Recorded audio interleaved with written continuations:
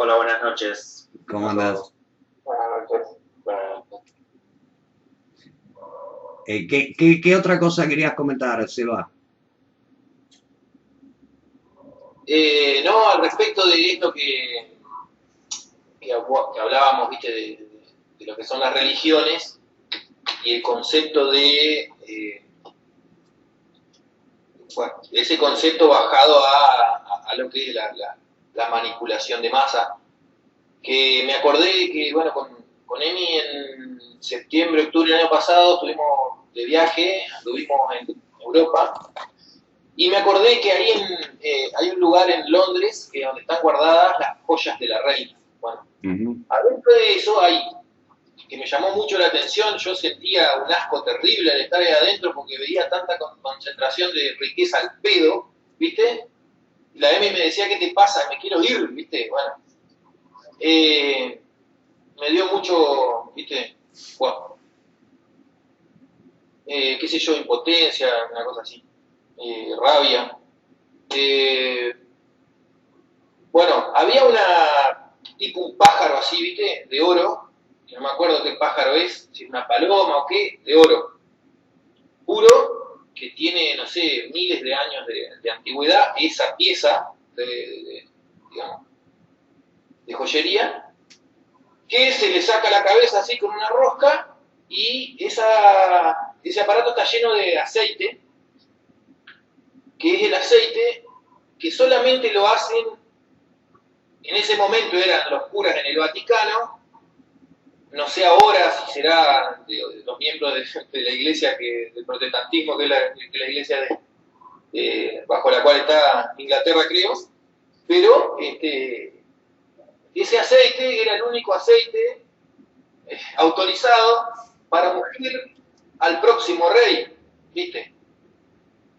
Eso te quería contar.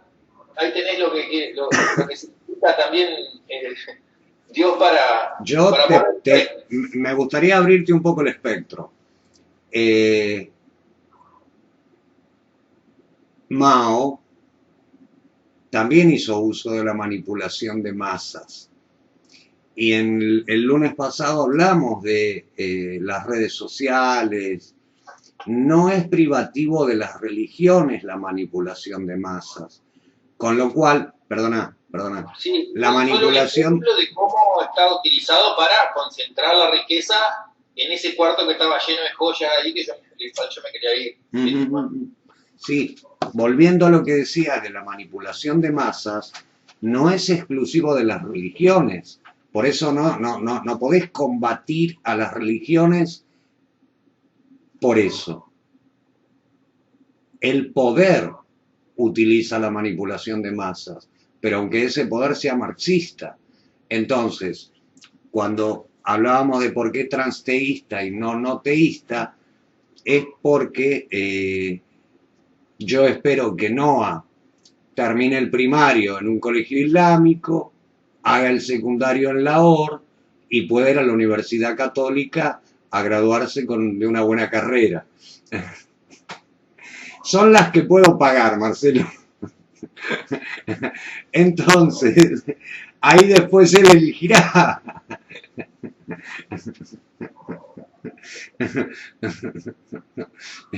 ¿Entendés, Luciano?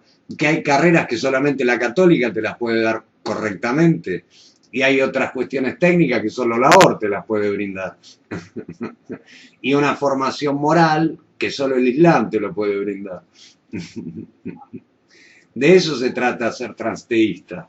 Entender que todas las religiones son buenas, todas. Después habrá líderes espirituales corruptos y líderes espirituales no corruptos, pero la religión en sí ninguna es mala. Fundamentalmente porque las religiones se fueron armando en función del imaginario colectivo. No es que salió el Vaticano y dijo voy a inventar la iglesia cristiana. Hubo un concilio donde se acordaron ciertas cosas, pero la religión como que viene pujando desde la necesidad de la gente, de dar explicación a fenómenos que no logran comprender y fundamentalmente como las dos últimas grandes religiones que son el budismo y el islam, ya no pretendiendo explicar el mundo, porque en tiempos de Mahoma la ciencia estaba bastante avanzada, la cosmología, ¿no? La matemática, ya estaba bastante avanzada, la medicina estaba bastante avanzada, y en la época budista también, porque en la India había un conocimiento científico bastante importante. Los hindúes creo que desarrollaron algunas cuestiones matemáticas, midieron la Tierra, lograron muchos aciertos. Entonces, las últimas dos, el budismo y el islam, más que una explicación mágica del mundo, lo que son códigos de ética, cómo convivir. En el Corán vos no vas a ver el Génesis. Se da por entendido que está el Génesis, pero no lo abordan. Lo que abordan son normas de convivencia armónica, pero son necesarias para modelar, como te digo, el carácter de un niño. Hola, Angélica. Bienvenida. Quería pedirte un favor, Angélica, antes que entre más gente, si podemos acomodar tu micrófono, porque no entiendo lo que vos decís, como que si hablaras en una lata. Así que hace una prueba y vamos viendo si lo podés corregir. ¿Te parece?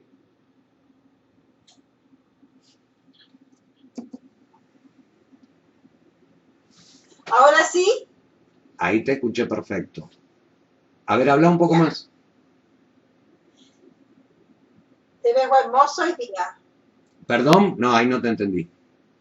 Te ves hermoso hoy día. Ah, gracias. Ahí sí.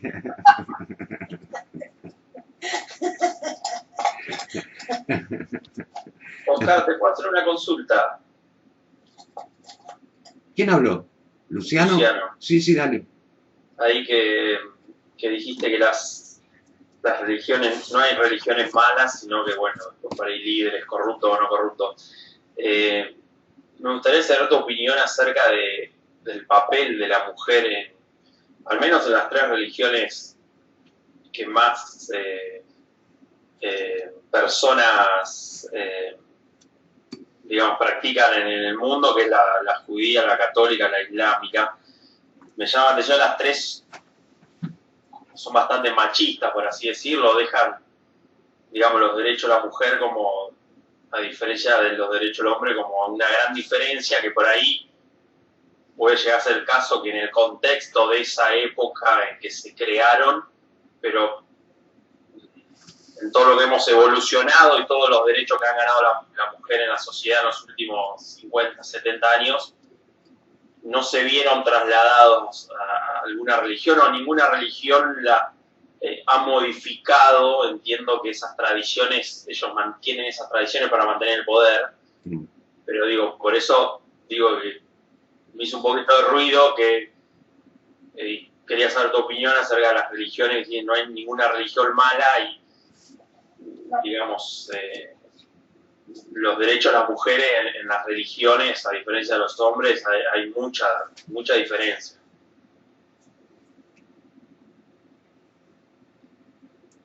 Me voy a tomar Solemos confundir las religiones con las formas culturales de los pueblos donde se dan ciertas religiones. Las religiones tienen, como toda categoría, puntos en común, determinados preceptos en común. Entonces, el otro día yo comentaba, por ejemplo, y lo hice personal, y por ahí es donde capaz que se confundió Angélica, cuando le decía tu paradigma es cartesiano, porque lo que intentaba mostrar es que todo el mundo, o sea, ser cartesiano incluía, ¿te acordás que yo dije tres premisas?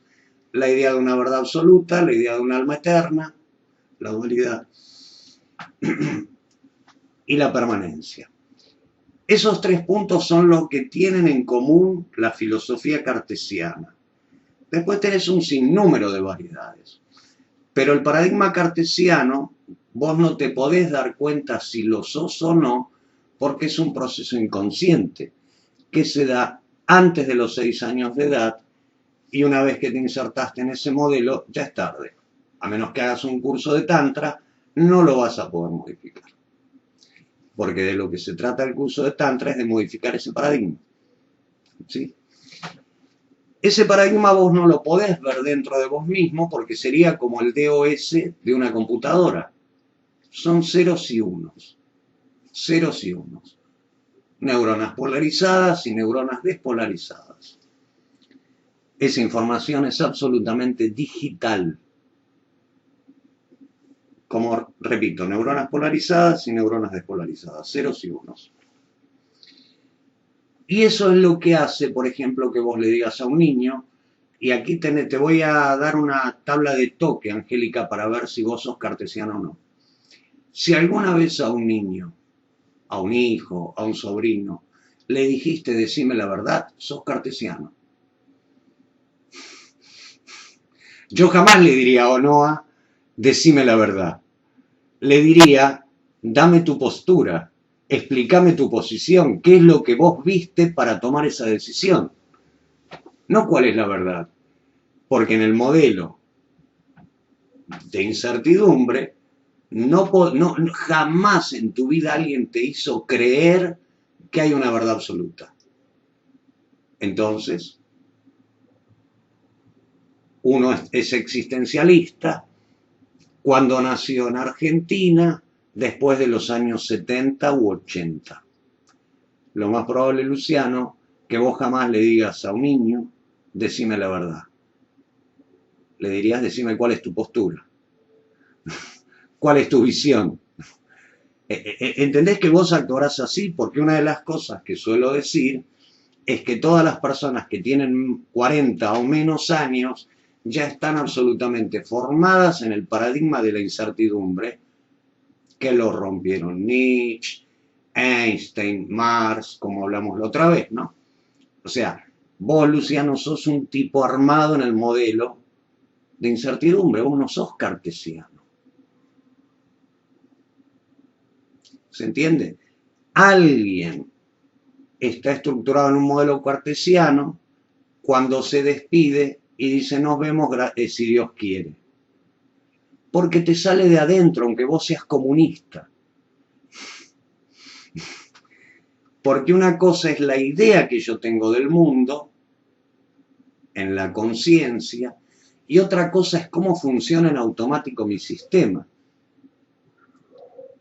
Entonces, si yo te abrazo, Luciano, cuando termine el coronavirus, ¿no? No te asustes, soy heterosexual probado, te abrazo y te digo, mi cuerpo se regocija de verte y abrazarte, estoy en un modelo tántrico. Ahora si te abrazo y te digo, ay, mi alma se pone feliz al verte, aunque no crea en Dios, estoy en el modelo cartesiano. Porque el concepto de alma me surge. A ver, yo nací en una familia budista, tántrica, con lo cual jamás mi abuela me pidió cuenta de la verdad absoluta. Me hacía leer cuando tenía 10, 8 años, poema de Julián Varela, fíjate, buscalo, un poeta argentino de 1920. Poesía absolutamente erótica. A ver, no se dé manija. Erótica para una mujer que nació en 1870, O sea, no el erotismo actual. Pero bueno, ¿entendés a qué me refería, Angélica, cuando decía tu modelo paradigmático es el que bebimos todos o bebieron todos los que fueron educados en un modelo religioso dual? La única religión no dual es el budismo tántrico. Es la única religión no dual. Todas las demás forman parte de ese modelo paradigmático, Lu. Y tienen puntos en común, como dije. En relación a la mujer, ¿te acordás que yo dije que Oriente y Occidente tienen una supremacía fálica, pero el budismo tántrico, que quedó solamente en el centro de Asia, era una cultura matriarcal? Yo dije que no rompió el modelo heterosexual porque las mujeres sherpas no se casan entre ellas. En Nepal las mujeres no se casan entre ellas y los tipos no se casan entre ellos. 3 tipos se casan con una misma una misma mujer, que seguramente puede ser la prima, algún pariente, y la que manda es la mujer, pero las relaciones siguen siendo no solo heterosexual, sino binaria. Porque cuando yo voy a entrar en el dormitorio de mi mujer, dejo mis zapatos afuera para que mi hermano ese día no entre. O sea, no son orgías, o sea, es el modelo tradicional. Los nenes con la nena y de a 2. O sea, ese modelo no se rompió. Pero es una religión matriarcal. La supremacía está en la mujer. Y tiene que ver con biología y economía. Marcelo, en las regiones del Asia que vos mencionaste y viste, ¿qué posibilidades de extender la población hay? Comparado, por ejemplo, con Arabia o la India. Son piedras, No, claro. 3.000 metros de altura. Entonces claro. tenés que limitar los nacimientos. Claro. Entonces el modelo a elegir es el modelo matriarcal y poliándrico. Porque por cada 3 hombres o 4 vas a tener un único nacimiento al año. Son terrenos muy inhóspitos, no son habitables. Yo no sé cómo los sherpas viven ahí. Bueno, tienen una modificación genética importante que les permite vivir ahí. Queman azúcar. O sea, se oxidan el azúcar. Por eso pueden estar tan altos. Es una pequeña modificación genética. Entonces, cada 4 tipos tenés un nacimiento al año. No se expanden. Pero en el resto del mundo, donde lo que había que hacer era colonizarlo, poblarlo, se desarrollaban figuras, culturas poligámicas. Entonces, por cada hombre, podías tener 10 mujeres, te asegurabas 10 nacimientos al año. ¿Entendés a qué me refería con una cuestión económica y no moral? Todas las religiones se van armando en función de diferentes culturas. Luego crecemos. Entonces, coincido con vos que la religión católica mantiene a rajatabla el concepto patriarcal y la mujer es inexistente. ¿Sí? La mujer es inexistente. No tiene derecho a nada. Pero no tiene derecho a nada, no puede dar misa, ahora creo que sí, o faltará poco para que pase. Es la supremacía del sacerdote varón, del Cristo. ¿Sí? Y tiene que ver también con las poblaciones donde se desarrolló, que eran bárbaros. Las mujeres no podían salir, los hombres iban a la guerra, iban a cazar, iban a matar, eran mucho más musculosos. O sea, no tiene que ver, Emi, con una capacidad intelectual, que sean inferiores, tiene que ver con una capacidad muscular. Es decir, un tipo puede ir a matar tigres, la mujer no. Por otra parte, la mujer menstrua. ¿Vos te imaginás lo que es una mujer menstruando en el medio de la selva? Se la comen los leones.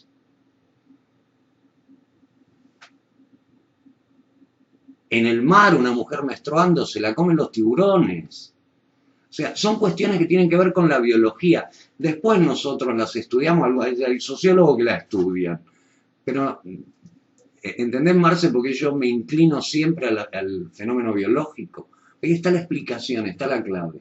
No son cuestiones morales, éticas, estéticas, y mucho menos el mandato de alguien, de un alien o lo que fuera. Sin embargo, en la religión judía, la mujer tiene cierto nivel de dependencia, porque para que te des una idea, en mi barrio, las chicas que van a la OR no suelen recibir el título del secundario.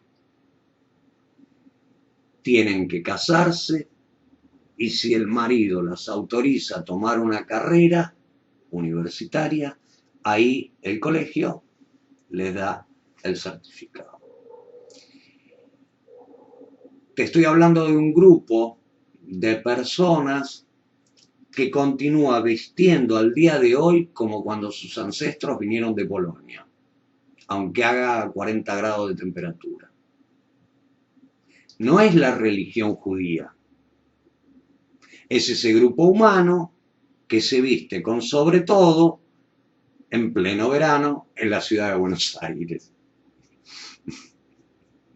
Pero eso no es la religión judía. Si vos lees la religión o lees algo de la Kabbalah o de la profundidad de la religión judía, te vas a encontrar con que la mujer no debe usar kipá. No porque es inferior como la Iglesia Católica y no puede ser cura. Porque la mujer frente a Dios es pura. El hombre es impuro y no puede andar con la cabeza descubierta frente a la deidad.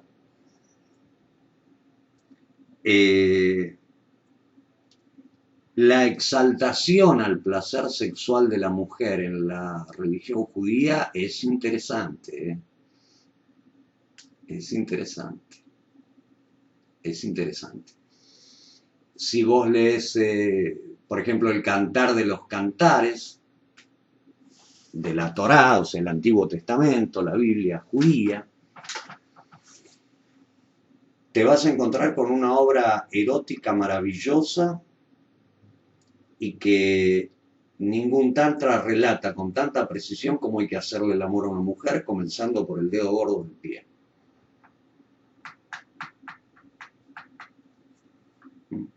Lo demás son roles de cada cultura. Son roles de cada cultura, no es propio de la religión. El Islam, esto, bueno, a los chicos en el curso suelo comentarlo, desde afuera pareciera que la mujer es inferior y que tiene que estar tapada. Dejando de lado a algunos integristas que hacen usar yador a la mujer, todo eso, sí.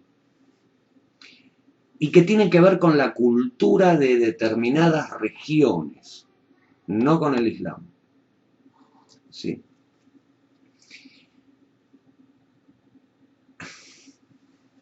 Ese pañuelo con que se cubren las mujeres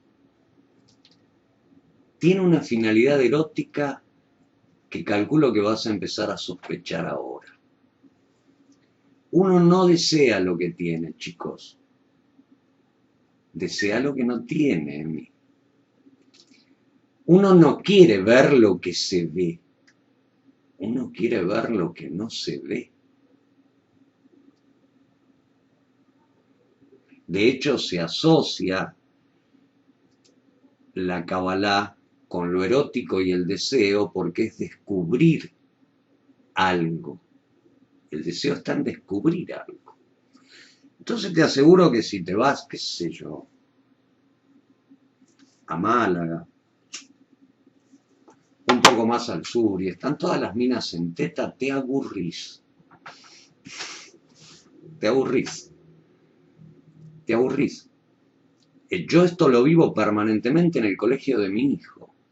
Como el colegio de mi hijo admiten infieles, Hay algunas madres que se van así nomás, con todo el pelo suelto. Y podrán ser muy bonitas, pero a mí me atrapan esas mujeres hermosas que se le ve un poquito, o no tanto, que se le ve un poquito de pelo. Yo quiero sacarles ese velo ya, Angélica.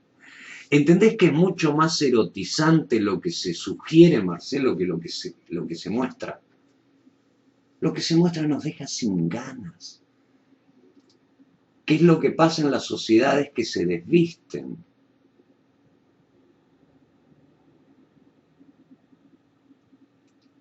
¿Entendés que el único deseo de un francés es tener un perro, un gato y un pececito? No se quieren casar, ¿para qué?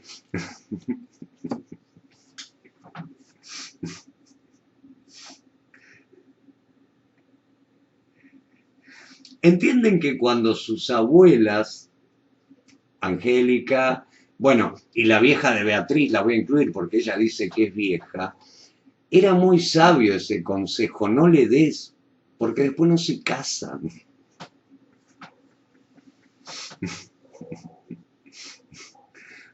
Y me refiero a una parte trasera y qué sé yo, ¿no? Que la mayoría de las mujeres se la dan al verdulero, porque se la dan al marido, se va, ya terminó su trabajo. Ya inseminó por todos los lados posibles. Entonces, en el Islam, la belleza oculta de la mujer cumple una función altamente erótica, altamente erótica. Es altamente erótica. No es por desmerecer o por celos, es una cuestión de erotismo, que el profeta lo tenía bien claro. Otra cosa que tenía el profeta bien en claro, y lo dice el Corán, es que, viste que en el Islam los musulmanes tienen que rezar 5 veces al día como obligación, pero pueden rezar todo el tiempo que quieran. Gente, los sufis se la pasan orando, la pasan leyendo el Corán, recitando. Una mujer se va a quejar a Mahoma, al profeta, cuando todavía estaba vivo. ¿Entendés que Mahoma y Buda casi sí? Mahoma no es leyenda, ¿no? Mahoma está documentado. Se acerca una mujer al profeta y le reclama para que hable con el marido, porque el marido se la pasaba rezando y no cumplía los deberes diarios conyugales. O, digo, yo me imagino en esa época, Marcelo, y el deber diario era muchas veces al día. No había otra cosa que hacer.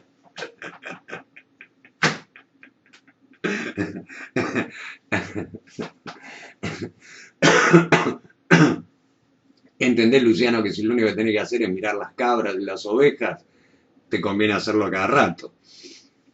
Entonces el profeta le dijo que para Dios la satisfacción de la mujer era superior a rezar.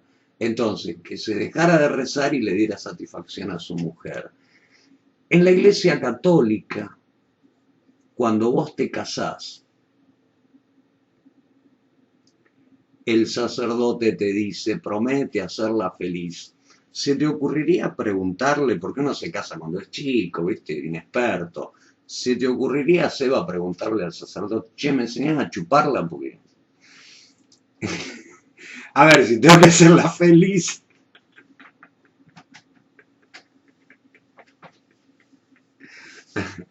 Pues en el Islam, Luciano, cuando un hombre se casa, el tío está encargado de decirle que no puede retirarse de la cama de su mujer hasta que ella no se lo pida.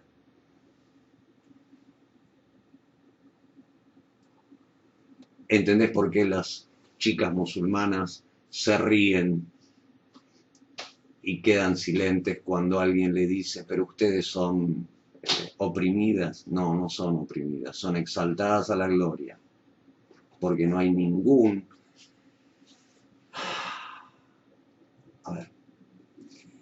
ninguna represión en lo que tiene que ver con la libre expresión de la sexualidad.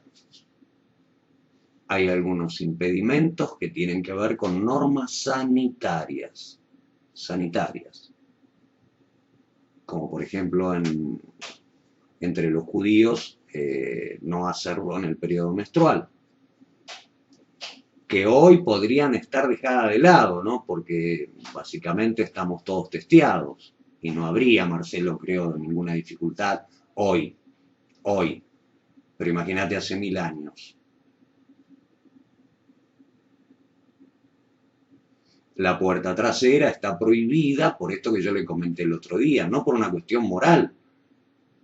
Digo, en el desierto, entra por atrás y vas adelante y la tipa se muere. No tiene que ver con lo moral. Hay otras religiones, como la Iglesia Católica, que sí tienen que ver con la moral, porque el sexo no puede ser por placer. El sexo tiene que ser para reproducirse. Y son mandatos en los que estamos formados.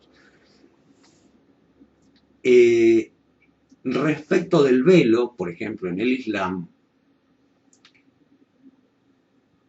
en Marruecos no usan velo, a menos que quieran. No usan. Con la Iglesia Católica también pasa. Si vos te vas a una iglesia, la Iglesia de La Plata o alguna iglesia en la ciudad de Buenos Aires, las chicas o las mujeres van vestidas normalmente, pero en Jujuy te aseguro que en un pueblito de montaña las mujeres se ponen una cosa ahí arriba de la cabeza, se visten de negro y van como cuervos todas cubiertas. Como digo, no tiene que ver con la religión en sí, sino con las costumbres populares de diferentes pueblos. A eso me refiero con que son todas buenas, porque en definitiva las religiones sirven al sistema. Entonces, la Iglesia Católica sirve al sistema.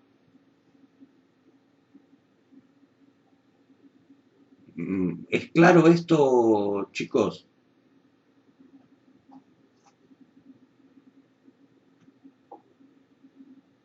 En el budismo tántrico, como te decía, las cuestiones económicas, el poder de decisión y todo está cedido a la mujer. Las herencias están cedidas a la mujer. El hombre es sencillamente un semental y un animal de trabajo. Sí, a mí, así es. No son todas iguales. Y como te dije, Luciano, no es que en el budismo tántrico tibetano es Buda el que resuelve esto. Buda resuelve pocas cuestiones, muy pocas cuestiones. Cómo comportarse, cómo vivir, nada más. Pero después, hay un ruido que yo creí que era Noah, pero apaga el micrófono, Angélica. Es que te escucho poco. Pero si tenés el micrófono abierto no me vas a escuchar más. Porque yo lo único que escucho acá es el ruido que hay de fondo tuyo.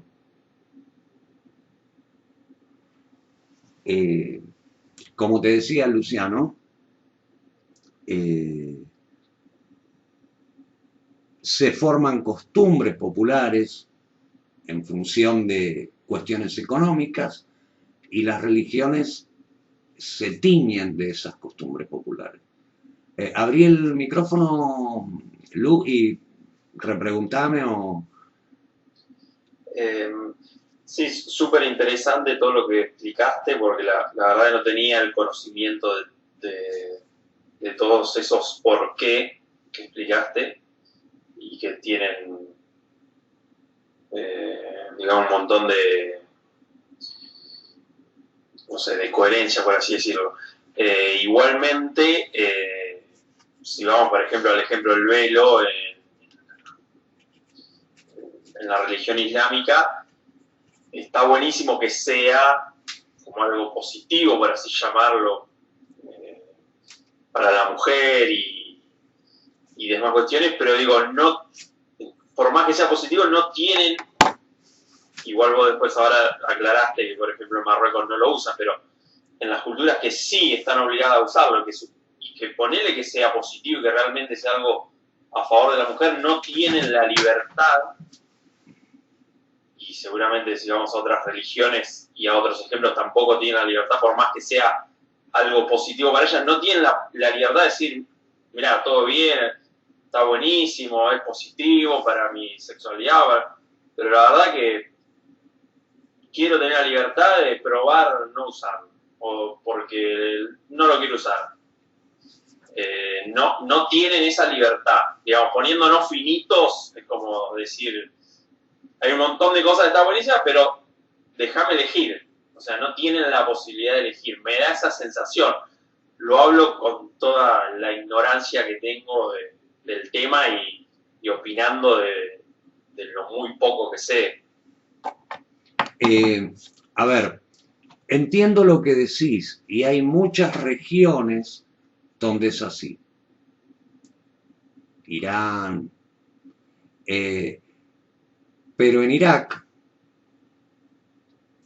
que era un pueblo que tenía costumbres así muy represivas para la mujer, pero que eran propios de esa región, Saddam Hussein las liberó, al punto de que las mujeres tenían acceso a la universidad, podían trabajar de taxistas, hacer lo que quisieran. Pero Saddam Hussein las liberó. Después los americanos lo hicieron moco, porque conviene tener poblaciones como Siria, como Irán, donde podés tener plantaciones de opio extensas y nadie te va a molestar, porque la sociedad está súper reprimida. Por eso lo mataron. Bueno, aparte para sacarle el petróleo. Pero hubo un líder que, aún teniendo el Corán inserto, liberó a la mujer, porque no es el Corán el que oprime a la mujer, el Corán la exalta a la mujer. Exalta a la mujer y exalta a la sexualidad, no la reprime. ¿Te acordás que yo hice una broma el lunes pasado cuando me enseñaron a los 11 años que ese líquido era natural y que tenía que salir? ¿Te acordás? Bueno, eso se hace a los 11 años con un niño en la cultura musulmana. No se le dice que es un impuro, que es un diablo, que tiene pensamientos obscenos. No, mira, esto sale así. Lo que sí, a partir de ahora te vas a tener que lavar. De otra manera. Y ahí me viene el ejemplo que pusiste de las mujeres judías que no le dan el título de secundario, que solamente después, si el marido... De Buenos Aires, que viven en los alrededores de Córdoba y Agüero, que siguen usando con 40 grados de temperatura los mismos, sobre todo, que usaban sus abuelos en Polonia. Es un grupo reducido. No es la religión judía, es un grupo de judíos que tienen costumbres de Polonia del siglo antepasado. Son tradiciones. Por eso digo que una cosa son las religiones o las filosofías subyacentes en las religiones y otra cosa las costumbres populares, las tradiciones de los pueblos que practicaron. Decile a Rodri que te diga la dirección de la página, metete en la página y vas a ver que con autorización expresa a mí se me permitió quitar todas las formas culturales que envolvían a la práctica del Tantra y dar lo que sirve para un occidental. Porque el resto son prácticas culturales. Mira, el yoga se supone que es una filosofía, que es una técnica, es una filosofía, plantea que hay un cuerpo y un alma y hay una técnica para flexibilizar el cuerpo. ¿Sí? Pero después lo que enseñan es la ciencia que existía en el momento en que se desarrolló el yoga. ¿Cuál es el sentido? ¿Por qué un profesor de yoga me tiene que enseñar técnicas higiénicas del siglo IV de la era cristiana.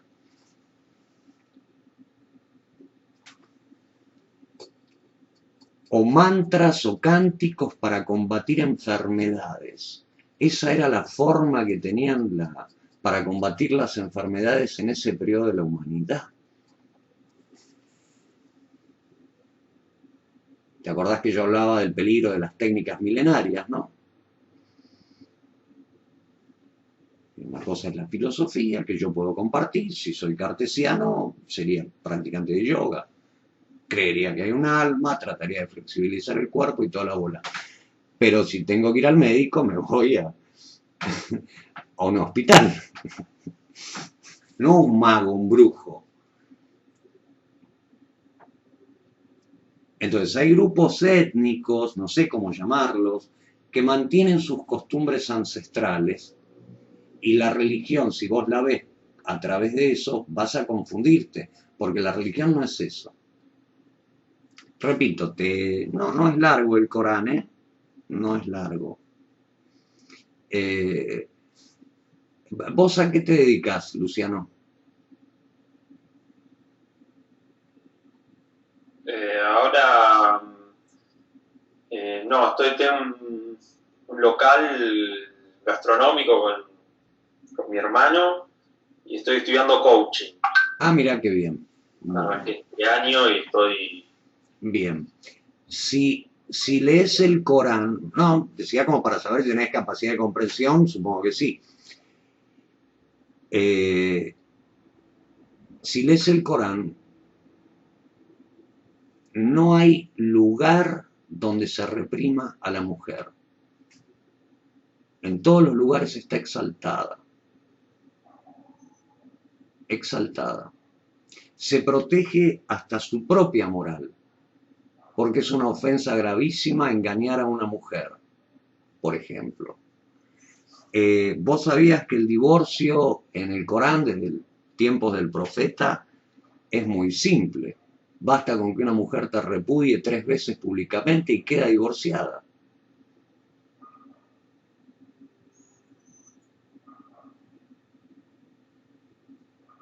Sin más trámites.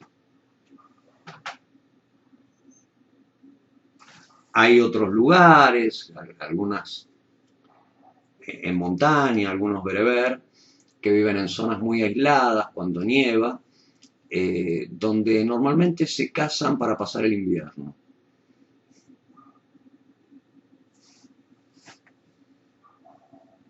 Sí, Emi, hay muchas poblaciones donde los hijos son de la comunidad, sin ser comunistas, son de la comunidad. Todos cuidan a los chicos y los chicos se tienen. ¿Qué va a hacer? Entonces, a ver, son poblaciones que pasan como los osos en la cueva 3 meses, ¿no? O sea, te casas, pasas el invierno y después otra cosa. Pero entendés que son musulmanes. Si esos tipos quisieran hacer eso en Arabia Saudita, los matan. Pero repito, Luciano, son costumbres populares, no es que las religiones marcan algo. Las religiones tiran líneas. En general, como te digo, las dos últimas, el budismo y el islam, donde ya había bastantes avances científicos, como para explicaciones mágicas del mundo, se limitaban a dar un ordenamiento jurídico, moral, para que las poblaciones pudieran manejarse. Vos entendés que hasta para jugar un partido de pádel necesitas reglas muy claras, o de fútbol, necesitas reglas muy claras. No podrías jugar al fútbol si no tenés un cuadrilátero perfectamente marcado. Sería imposible. Entonces, ese es el valor de las religiones.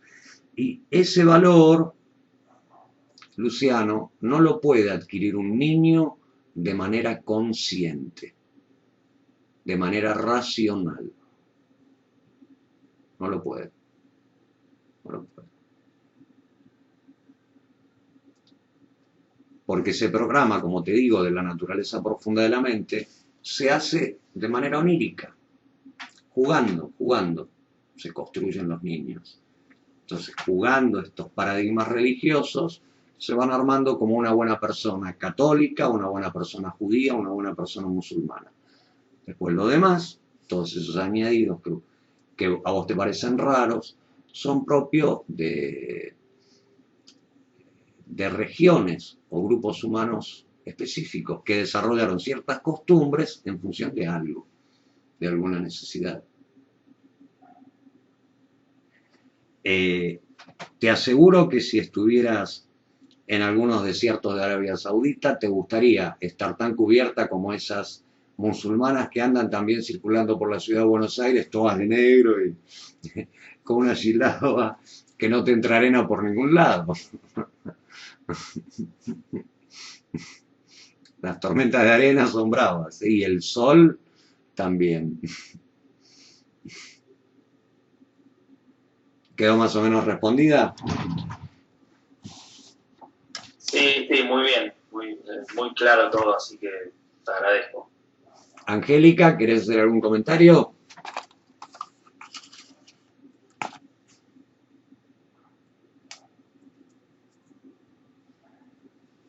Te decía si querés hacer algún comentario. Bueno. Chicos, una de las cosas que me preguntaron en relación a lo que fui charlando, cuando hablé de que ya están activos en varias regiones los protocolos de quién vive y quién no, me preguntaron por qué es necesario que haya protocolos para decidir quién vive y quién no.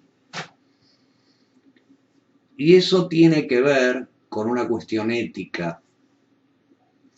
En realidad la medicina occidental es tan buena y creció tanto porque tiene protocolos para todo. El médico no tiene la libertad que tiene un homeópata de darle la gotita que se le canta. Yo no me he enterado que ningún médico homeópata haya sido juzgado por ningún tribunal por mala praxis.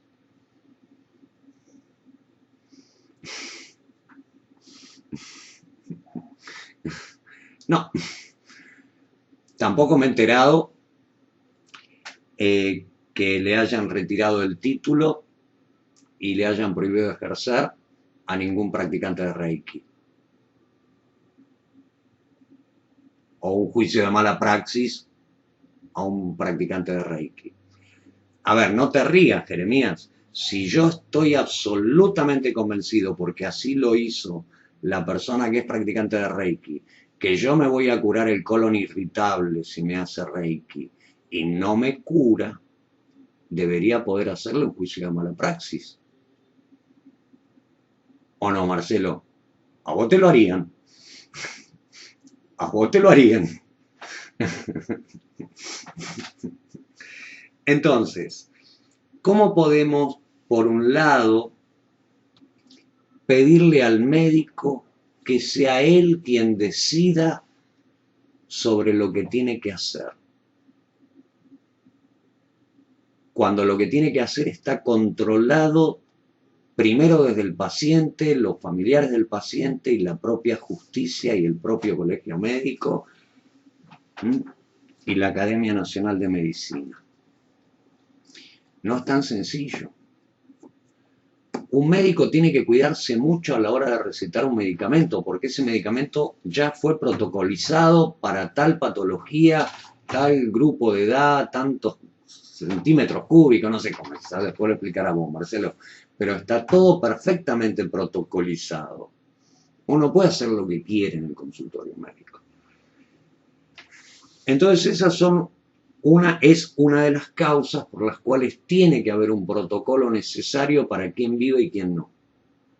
No puede ser decisión del médico.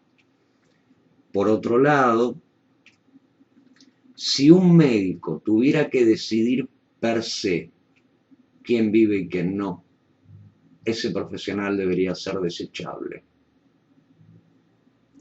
Cuando termine el COVID, lo tendríamos que mandar a una isla y dejarlo ahí aislado. Porque si no, después ese tipo que ya sabe que puede matar a alguien y quedar impune, podría hacer muy buenos negocios Claro. con los pacientes posteriores al COVID. Totalmente. Claro, es como el delincuente. La cuestión es el primer muerto, Sebastián. Después que un delincuente le pegó un tiro a uno y lo mató, los demás ya no tienen importancia. Te vas a ir al infierno por un muerto que por 10. Me voy con 10 y mientras tanto disfruto un buen beneficio económico. ¿Entendés, Marcelo, que sería liberar la conciencia de un médico? Y no hay nada peor que un médico sin conciencia. ¿No te gustaría, Angélica, que te atienda un médico sin conciencia? Y si ese médico decidiera que un abuelo de 70 años muere porque no hay un respirador, perdió la conciencia. Y si la conserva, Luciano, debería hacer toda su vida terapia. Sería insoportable, Luciano. Sería insoportable. Sería insoportable. Hay unas series que estoy viendo hace poco, que estoy con mucho tiempo. Ay, ¿cómo se llama? Son unas cuestiones muy locas. Black Mirror. Black Mirror, ¿no? Espejo negro. Sí. Hay una donde un flaco mata a una persona en la calle por accidente. Estaba mirando el celular. La mata. La serie termina, el tipo se vuela la cabeza. Se pega un tiro en la cabeza. Hay cosas que son intolerables para la gente que tenemos o tienen conciencia. Entonces sería intolerable para un médico decidir él quién vive y quién no muere. ¿Entendés que eso queda más claro si hay un papelito que me dice, si tenés una cama, perdón, si no tenés más cama, retirá al que tiene 65. Punto. Ya está, yo cumplí los protocolos. No soy responsable ante la ley y tampoco frente a mi propia conciencia. Ese sería uno de los casos.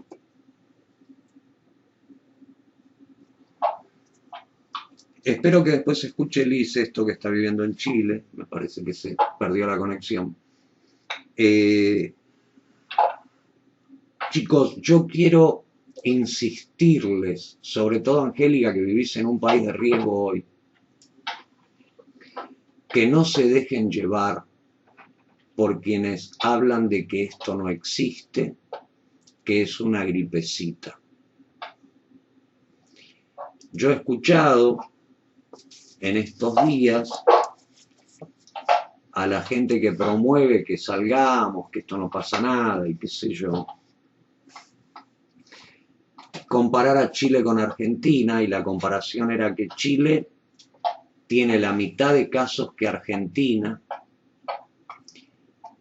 entonces deberíamos levantar la cuarentena y que sea lo que Dios quiera, si existe.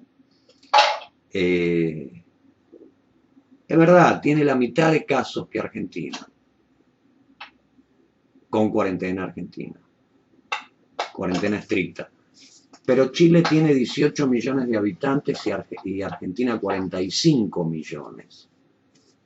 Con lo cual Chile tiene más del doble que nosotros. Y por otra parte, esa noticia decía que en Chile no hay muchos más casos de muerte que en Argentina. Chile tiene muchas más muertes que Argentina, en términos de proporción de habitantes, ¿no? Nosotros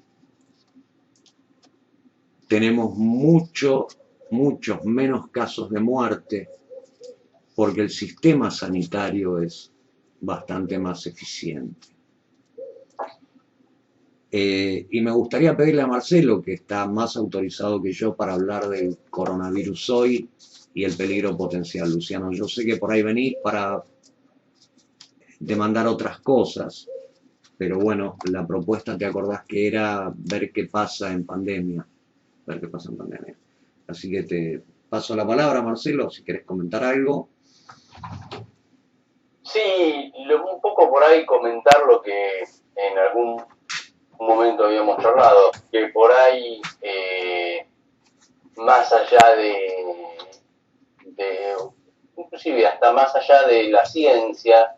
Yo te comentaba la realidad empírica, digamos. Yo hace 30 años que trabajo en un hospital general de agudos público en la ciudad de Buenos Aires, ¿no? Y la verdad es que desde lo empírico nunca pasó nada igual, digamos. Cualquier persona que haya trabajado en los últimos 30 años en un hospital, decirte que nunca ocurrió lo que está ocurriendo ahora, digamos, como un evento, inclusive para ponerlo más allá de las conspiranoias, o de si es un virus chino, o lo fabricaron o no lo fabricaron, digamos, hay una serie de cosas que al día de hoy no importan, más allá de la posibilidad de cuidar la vida de uno y cuidar la vida de los que están con uno.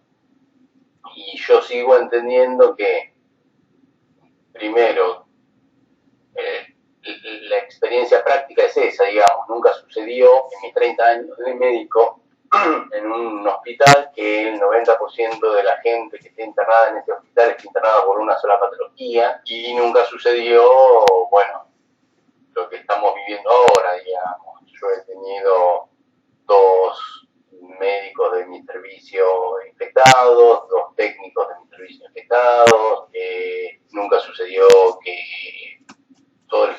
todos los residentes del servicio de diagnóstico por imágenes del Hospital Arquerí, todos los residentes están infectados y por lo tanto que estén aislados, y que además se mueran compañeros, digamos, y compañeros de 40, de 30, de 50 años, ¿no? Digo, y a lo que voy con esto es el momento real de cuidarse, porque además es el momento real en el cual todavía no está la vacuna, estamos mejor que antes, pero todavía no está la vacuna, no hay un tratamiento fijo que pueda asegurar que a uno no le va a ocurrir determinada cosa, y sobre todo además no se tiene experiencia sobre cómo cualquiera se puede complicar, digamos, porque hay gente que está muriendo y uno sin ningún problema está diciendo, y bueno, no sabemos por qué, digamos.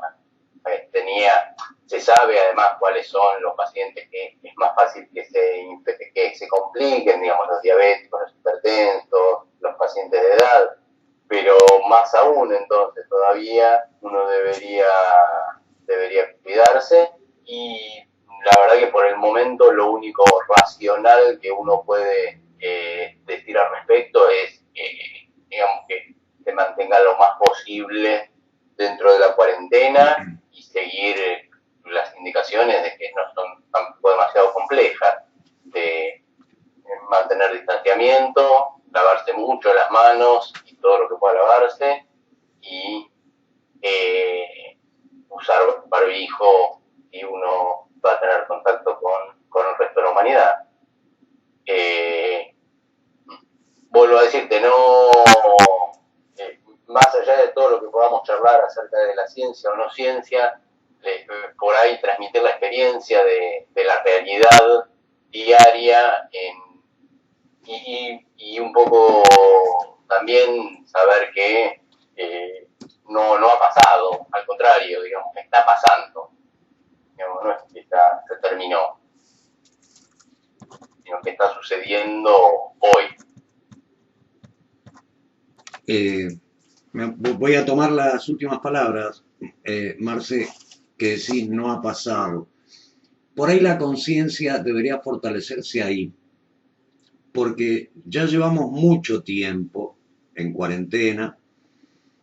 Entonces uno dice, bueno, ¿cuándo va a terminar esto? Y a esta altura, como que estamos cansados ya. La cuarentena empezó temprano en Argentina y eso nos posibilitó enormes logros, porque empezó cuando el virus recién empezaba y comenzó de manera estricta cuando recién empezaba. Eso nos permitió sumar camas en hospitales, calculo que también egresar.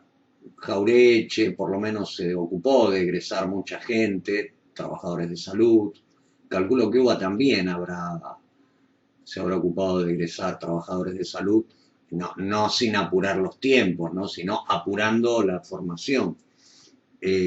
Entonces, esa cuarentena que sufrimos todos cuando el virus todavía no estaba dando vuelta, posibilitó el incremento de camas, el incremento de capacidad de atención, y mucho.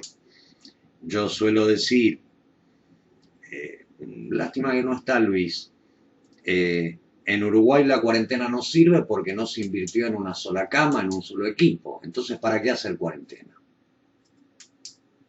¿No? Cuarentena preventiva temprana, rectifico.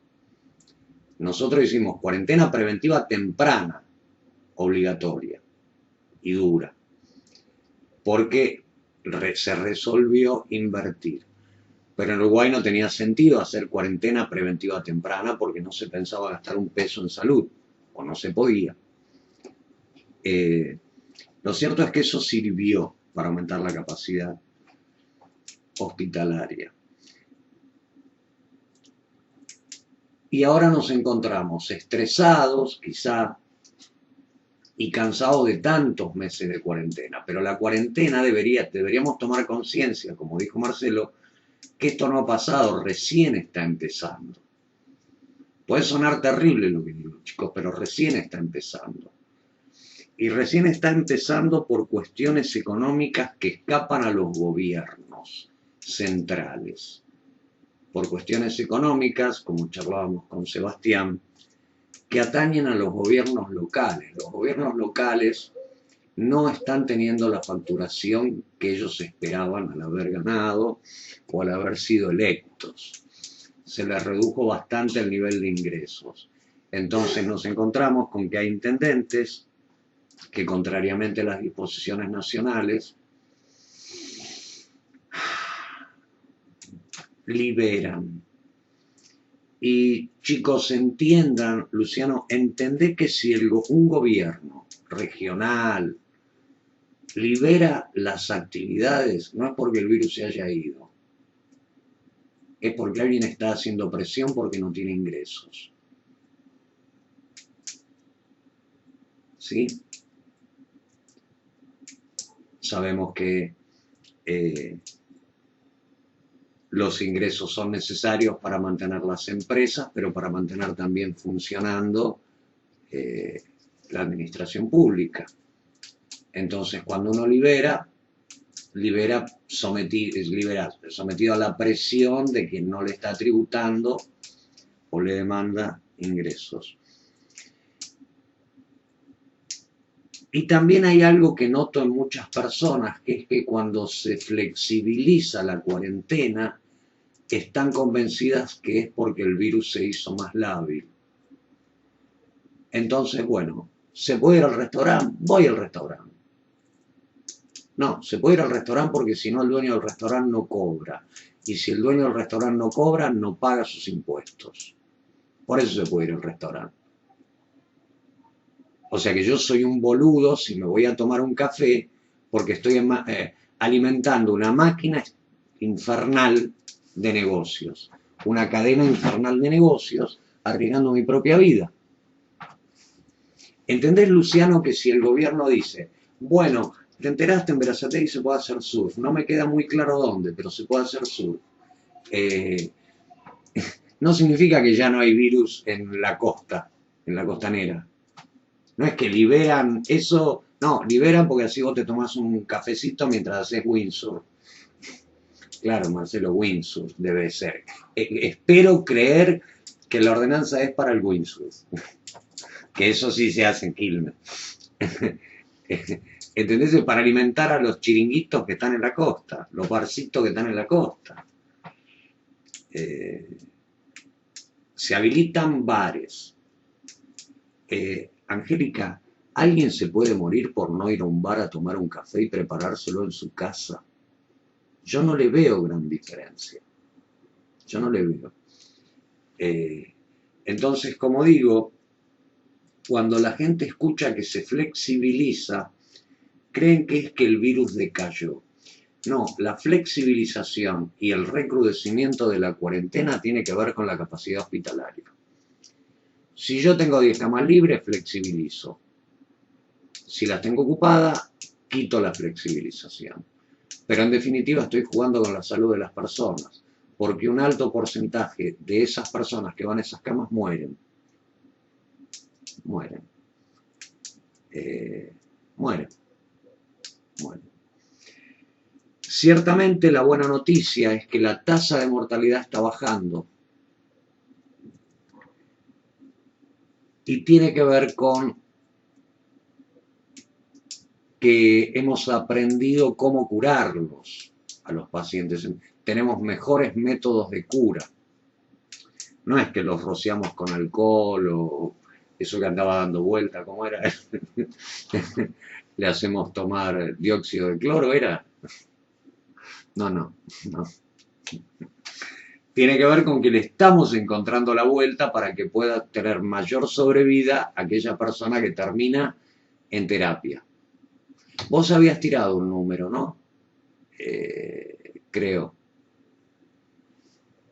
Todas las personas... están mejorando las condiciones, digamos, en general. Y sí, seguimos con un 80-20, habías dicho.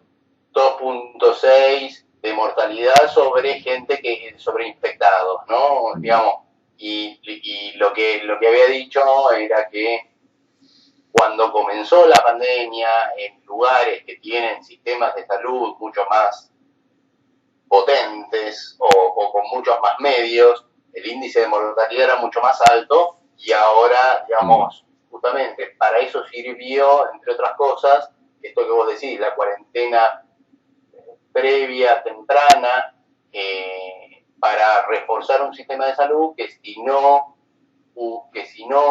se hubiera reforzado hubiera tenido más cantidad de muertos que los que tuvo el norte de Italia, digamos, porque el norte de Italia es una zona rica, con hospitales buenos, importantes, digamos, el hospital de Milán es espectacular, pero si no das abasto, no das abasto, digamos. Si vos dejas que todo se libere y no das abasto, vas a tener muchos muertos, más allá de la ciencia que puedas tener. Porque además el recurso humano es finito, obviamente. Entonces, siguiendo esta idea, estamos pudiendo evitar más muertes de lo que había meses atrás. No estoy hablando en proporción con infectados y no infectados, sino que las personas que definitivamente contraen el virus y caen en un centro de terapia, la mortalidad es menor. Entonces, si yo tengo muchos deseos de tomarme un café hoy y mi intendente abre los bares, yo lo que diría es, no, mejor voy mañana, porque si me agarro el virus mañana todavía voy a tener un mayor margen de probabilidades. Digo, como lo haría cualquier buen jugador. Hoy tengo el 20% de probabilidad de morir. El mes pasado tenía el 30% de probabilidad de morir. Entonces me lo tomo en casa, el café tranquilo, Luciano, y me lo voy a tomar la semana que viene, que seguramente voy a tener un 15% de probabilidad de morir. O sea, sencillamente eso. Entender, ciertamente la vacuna no la vamos a tener hasta marzo o pasado marzo del año que viene, y es mucho tiempo para estar sin ir a la peluquería, pero entender que por ahí el mes que viene tengo alguna mejor posibilidad de sobrevivir, porque las que hay ahora son pocas. Una vez enchufado, ¿no? Una vez enchufado son pocas. Y repito, que no nos dejemos guiar por quienes están usando la cuarentena para expresar posturas políticas. Porque no tiene otro sentido el movimiento anti-cuarentena que no expresar posturas políticas. Y no me refiero a Alberto Mauricio, sino me refiero también a Podemos y no Podemos, porque en todo el mundo se está dando esto. Gobierne quien gobierne en todo el mundo, las oposiciones, sean de derechas o de izquierdas, están haciendo movimientos anti-cuarentena. ¿Entendés que esas teorías conspiranoicas en Europa están circulando? O sea, también son antisistema. O sea, utilizan una enfermedad importante para hacer proselitismo político antisistema. Sea cual sea. Por eso digo, Luciano, no me refiero a albertistas y mauricistas, sino que esto es mundial. Fíjate que en el mundo hay un movimiento anticuarentena loquísimo, loquísimo, loquísimo. Y todos los países que abrieron pensando en la inmunidad de rebaño sufrieron desastres y tuvieron que ir para atrás. Tuvieron que ir para atrás. Esto no se cura con inmunidad de rebaño porque quedan muchos muertos. O sea, eventualmente podría curarse la gente de 30, 40 años. Che, podríamos solucionar el tema de la jubilación, ahora que lo pienso, Marcelo. Vamos a bregar por la inmunidad de rebaño. Sí, sí. El norte de Italia hizo algo parecido, digamos. Claro. El Véneto. Claro, claro. ¿Entendés, Luciano? Porque yo decía, no tiene que ver con Alberto y Mauricio, ¿eh? Lo que yo digo. No, no. Tiene que ver con que hay muchos medios que tienen intereses económicos muy altos y que la vida de las personas no les importa. Así que traten de difundir el tema de la cuarentena. Y también creo que les tiré un montón de tips para que no se sientan encerrados, aprendan a tomar el café en sus casas con felicidad, siempre y cuando transiten y deconstruyan la naturaleza profunda de la mente en función de un modelo paradigmático de no verdad. Por las dudas voy a aclarar que el concepto de no verdad no es el de posverdad, ¿no? Posverdad es una palabra bonita que le inventaron a algo que yo antes llamaba eufemismo, Marcelo.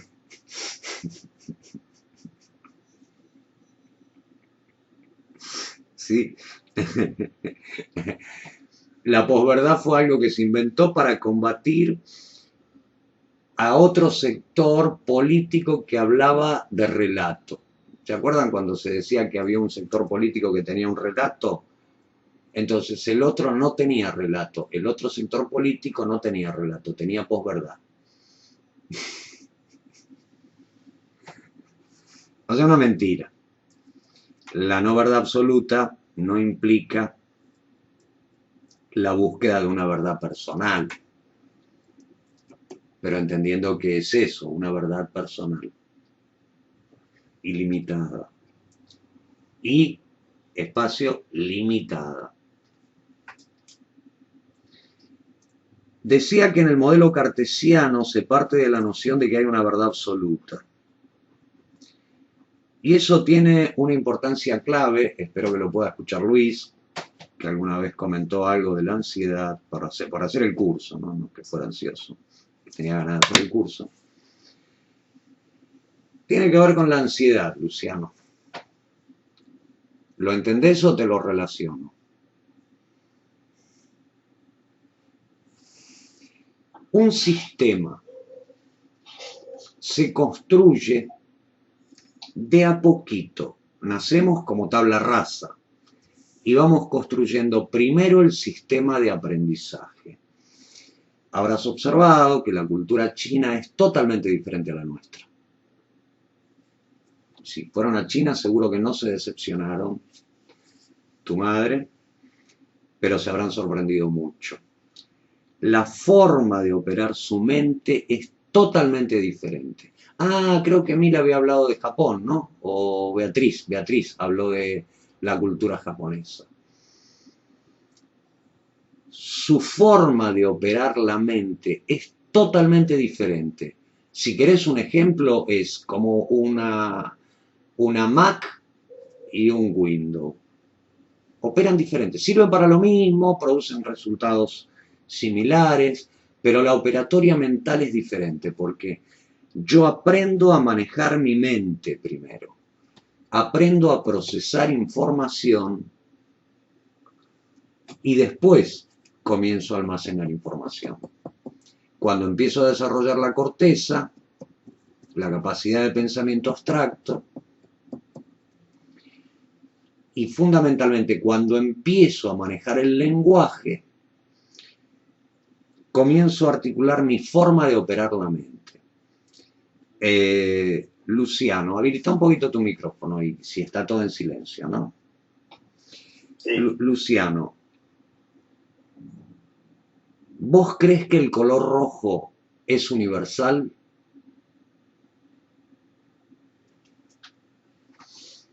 Uy, perdón. ¿De qué color es esto? No llego a ver bien, pero... Ah, negro. Vos lo ves negro. Y te convencieron de que se nombra como negro para tener un criterio común entre la gente que te rodea. Exacto. Eso lo estudié en coach. ¿Seguro? ¿Seguro? Entonces, para unificar y poder dialogar con los otros, ponemos en común ciertas palabras. Pero la palabra no es la cosa, la sal no es salada, ¿sí? ¿Sí? Las palabras, el código del lenguaje, se usan para poder estar en comunicación con alguien, porque si no estamos en comunicación con alguien, morimos, ¿sí? Entonces adquiero un mecanismo que valida que la información que yo estoy recibiendo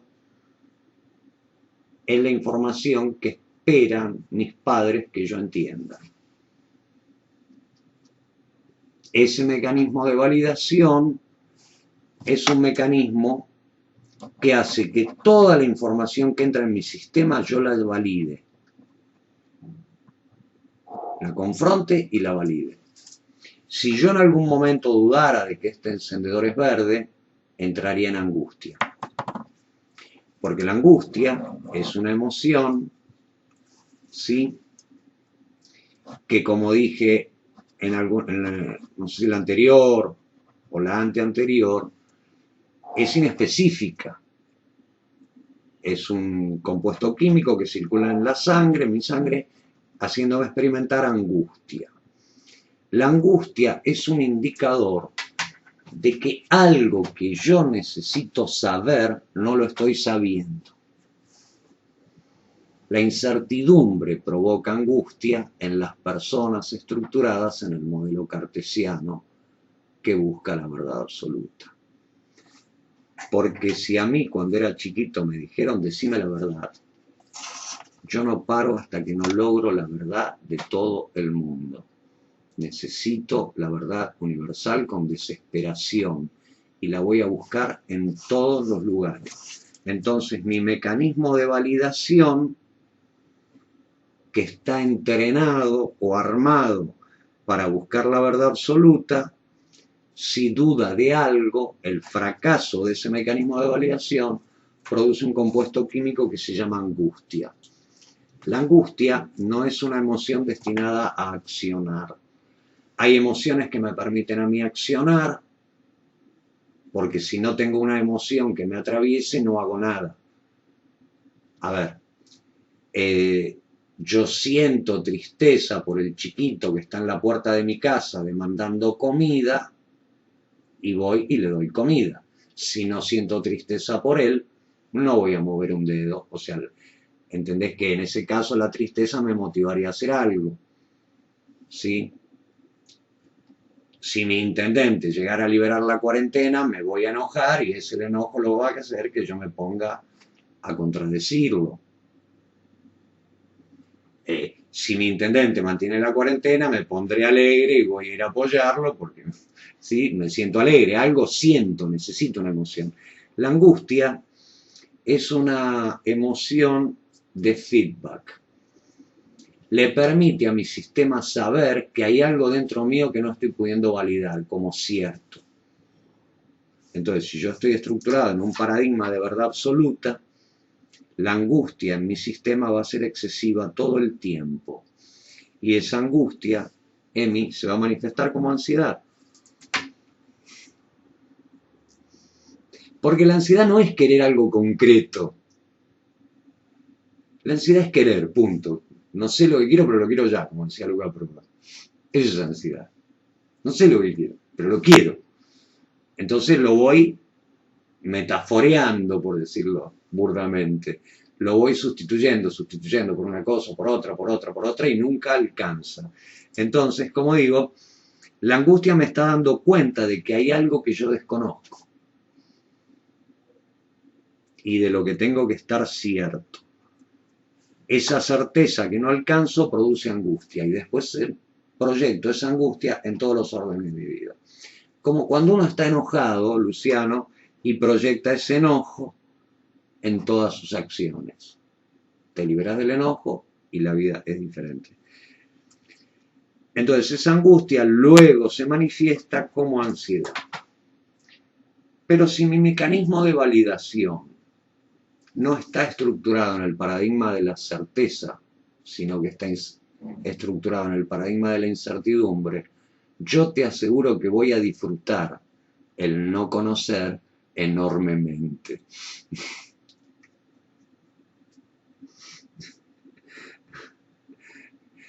Claro, Marce, soy consciente de que hay millones de cosas que jamás voy a saber.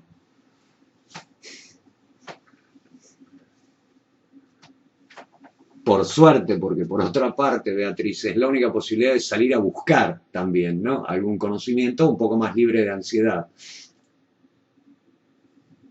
Si no llego, no llego. Entonces, como decía el lunes pasado, la modernidad y el modelo cartesiano nos condujeron a construir Ford Falcon. Cosas perfectas. Y en 500 años crecimos. Pero cuando nos liberamos de esa tontería y tomamos los dioses tántricos como modelos a seguir, que son horribles, solamente tienen una virtud. Fíjate que los dioses en los modelos cartesianos de Oriente y de Occidente son perfectos, ¿no? Jesús es perfecto. ¿Vos entendés la angustia que debe sentir un joven de la Acción Católica tratando de imitar a su Dios y ser como Cristo? ¿Cómo logra esa perfección? No va a poder lograr nunca. Pero los dioses en la mitología tántrica son horrorosos, solamente que tienen una única virtud, como Shiva, ese señor. Que es horroroso, tiene 4 brazos, es un monstruo. Pero él tiene la capacidad de estar enfocado en un punto. Y nada lo saca de ese punto.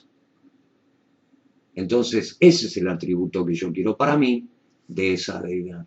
No la perfección. Quiero ser un tipo enfocado que pueda estar hablando 37 horas de un mismo tema sin que nada me distraiga. Entonces, no me configuro como alguien perfecto. Como suelo decir, en un paradigma de verdad absoluta y perfección buscamos la perfección, buscamos el Ford Falcon. En un paradigma de imperfección buscamos lo mejor, aparecieron de casualidad los circuitos integrados, en un experimento fallido aparecieron, no buscaban eso, pero apareció. Yo hice un quiebre cuando era muy chico al leer, con un amigo, desarrollamos un polígrafo, ¿no? Yo tenía los conocimientos de qué necesitaba medir, él sabía cómo hacerlo. Entonces, leyendo uno de sus papers, descubrí que se descubrió que un transistor podía ser sensible a la luz cuando accidentalmente se expuso un transistor a la luz. O sea, un error, un acto, un imprevisto, una imperfección desarrolló un potencial enorme. Entonces, en el modelo de certeza y perfección, buscamos lo perfecto. Y hasta que no lo logramos, no paramos. En el otro modelo de incertidumbre y dioses imperfectos, buscamos solo lo mejor. Entonces yo suelo decir que las deidades meditacionales tántricas no son perfectas, son perfectas.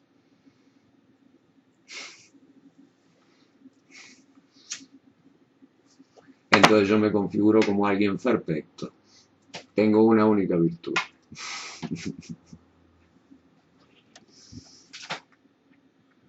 Con lo cual no hay ansiedad, no hay angustia. Mejor dicho, a la inversa. Con lo cual no hay angustia, no hay necesidad de certeza absoluta. No hay necesidad de certeza absoluta. Eso también te beneficia en el campo de la comunicación interpersonal. Decime la verdad. ¿Cuál es tu postura?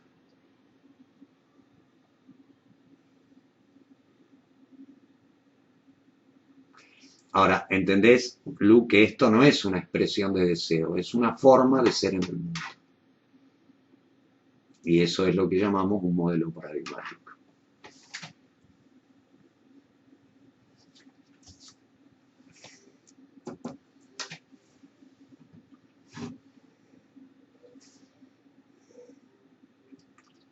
¿Alguna pregunta?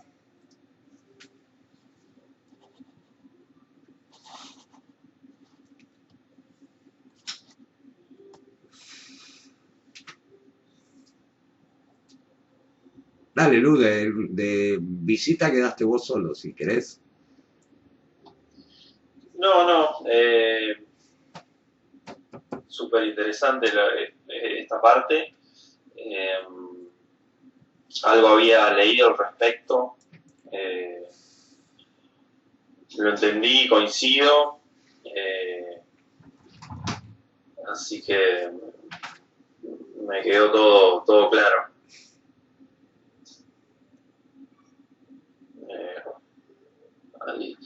Hay para seguir charlando cientos de horas, así que, pero creo que hoy incorporé un montón de conceptos, de aprendizajes, así que muy buena charla. ¿Tenés un restaurante en La Plata? No, yo vivo en Buenos Aires. Ah, pensé que eras de La Plata. Te hacía de La Plata, perdona.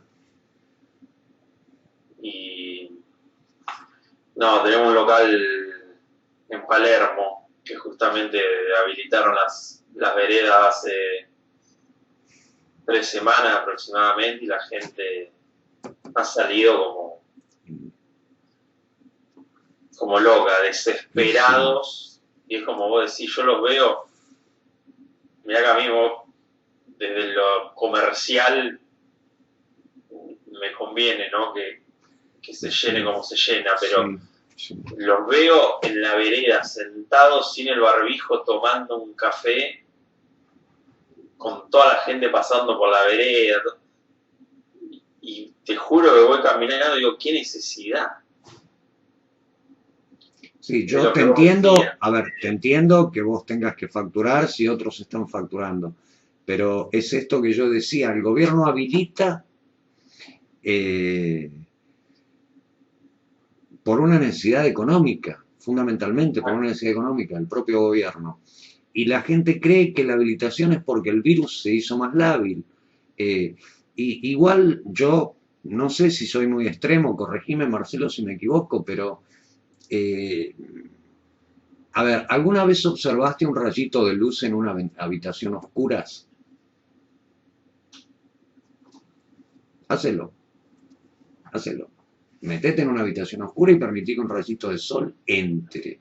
Vas a ver infinidad de partículas flotando en el aire. Por eso tenemos pelitos en la nariz, no es hija de puta la naturaleza, que tenemos que andar cortándolo. Están para filtrarlo, está lleno de partículas en suspensión. Esas partículas son 10 veces o 20, no sé, más grande que un virus, Marcelo. A ver, ¿qué es de plomo el virus que yo toso y antes del metro el tipo cae como una bolita de plomo y se estampa contra el suelo y después lo piso y lo aplasto? No, el virus flota, es una enfermedad respiratoria. O sea, está en el aire. Está en el aire. Y mi pelo, por algo vos tendrás que ponerte una gorra para cocinar, ¿no? Mi pelo es un filtro de bicho virus. Yo salgo, la gente dice, no, pero se flexibilizó. ¿Cómo no puedo ir a la plaza y mantengo 1,5 metros? Sí, vos podés ir y todos los virus te van a pegar en el pelo. Después venís y te ponés gel, eso sí. Pero, ay, tengo el pelo opaco. Ay, se me hizo frío. Y te rasca la nariz y te moriste. O sea, entendés que flota en el aire el tipo, es muy livianito, muy livianito. Insisto, flota una partícula de polvo cósmico en el aire, que es muchísimo más pesada que un virus. El virus no es que sale, vos tosés, sale y cae vertical al suelo y se mata, se desnuca el virus. Aparte los virus tienen esa capacidad, si querés explicarla vos mejor, con más ciencia que yo, tienen como una capita de grasa que los hace pegajosos. O sea, si te pegan, tipo viene y ¡pac! Se quedó pegado ahí. Entonces, yo entiendo que minimizás cuando salís y volvés a entrar bañarte, pero eso es por protocolo siempre. Y no es que, a ver, no quiero parodiarla, hacerlo mímica, ¿no? ¿Cómo se saca un buzo, esa escafandra que se ponen los que están trabajando con antras y todas esas cosas? Tenés hasta un protocolo para desvestirte. O sea, no es venirte, sacás la campera, la tirás, te pones cremita gel en las manos y después agarrás la campera y la llevas para otro lado. No, son procedimientos. A ver, si yo voy al kiosco de enfrente, preparo todo en el baño. Porque ni siquiera voy a entrar en la habitación para agarrar un calzoncillo. Preparo todo en el baño. Sí, todo, íntegro, todo. Ropa, zapatos, una muda limpia. Entro, me descalzo, subo la escalera, me meto en la ducha, me baño íntegro, esa ropa la pongo en una bolsa y al lavarropa sin tocarla. No es que después que me baño agarro la ropa y la meto en el lavarropa. ¿Entendés? Eso, algún idiota podrá verlo como que soy temeroso. Chicos, ustedes me conocen. Lo único que no he hecho es tirarme en paracaídas porque me parece una pelotudez. No le encuentro mucho el placer.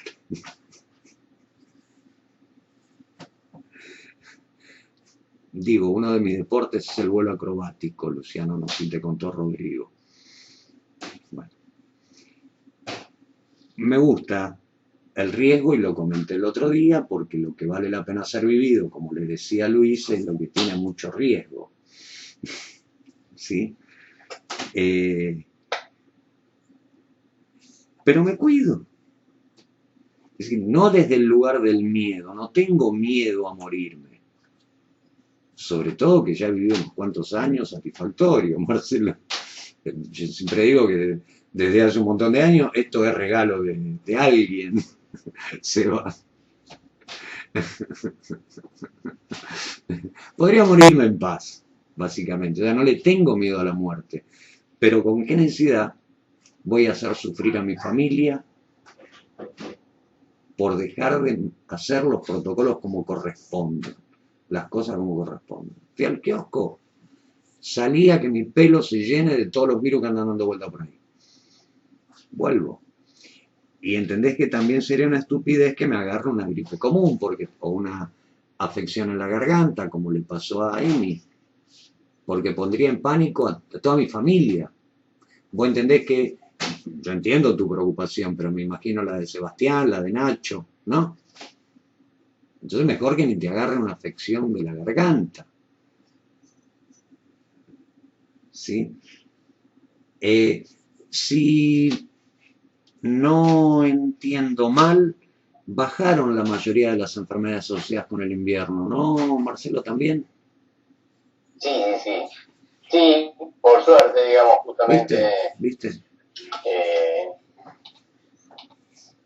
porque además cuidarse implica, digamos, cuando uno se cuida también es genérico, digamos. Claro, Entonces, si claro, se cuida, claro. Por donde lo mires es una ventaja la cuarentena. Por donde lo mires, una ventaja. Vos te agarrás una gripe común y no tendrías un médico que te atienda, porque el tipo está teniendo 150 pacientes por día. Una ventaja, una ventaja, una ventaja. Desde que no hay que sentir temor. Ah, yo no puedo vivir con el temor. No se trata de vivir con el temor. Yo cuando hago acrobacia aérea disfruto el temor. Es más, el día que deje de tener temor de subirme a un avión, no me subo más. No tendría gracia, Gene. Entonces, si hacer un looping no me deja, viste, con las patitas temblando, no lo hago más. Entonces, insisto, no se trata de ser miedoso. Que otro te puede interpretar como miedoso, bueno, yo no, yo sigo los protocolos como corresponde para este momento y lo disfruto también, ¿no? Porque la verdad que no es que salgo con temor, salgo sabiendo lo que tengo que hacer después.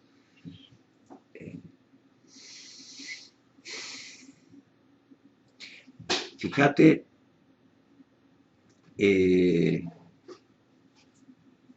bajaron las enfermedades normales, bajaron enormemente, y el gobierno de la ciudad, el señor Larreta, dispuso un calendario de vacunación obligatorio para los chicos en edad escolar.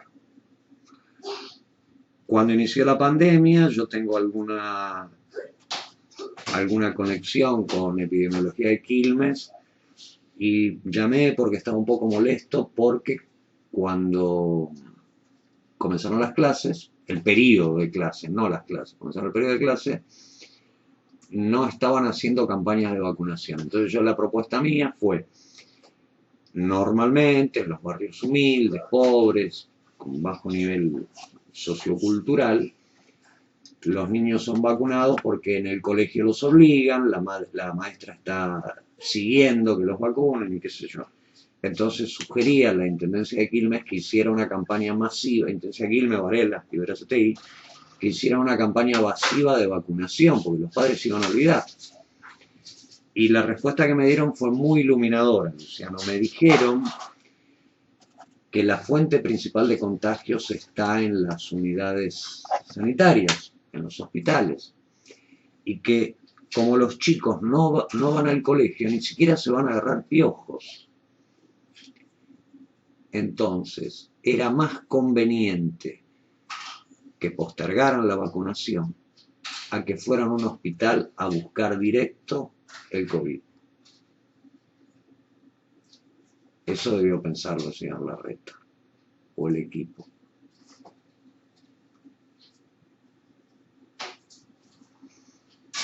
¿Entendés? Porque obligar, mejor dicho, proponerle a los padres que vayan a los centros de salud comunitaria o a los hospitales a vacunar a sus niños es ponerlos en riesgo innecesariamente. Innecesariamente, porque si están haciendo el debido aislamiento social, no se van a contagiar. No se van a contagiar. No sé cuál será el interés que hay detrás de eso, pero como te digo, yo desde mi desconocimiento lo propuse cuando no comenzaron las clases. Digo, bueno, va a haber un montón de chicos que no se van a vacunar. Chicos, intendentes, pónganse con campañas de vacunación obligatoria. La respuesta fue clara. Mejor que ni vengan al hospital. Si no tienen ningún síntoma, mejor que ni vengan. Porque si vienen, lo más probable es que se contagien de algo. Bueno, Lu, ¿te despedimos? Bueno, muchas gracias. No, gracias a vos. Y nos vemos el lunes que viene. Dale, un abrazo.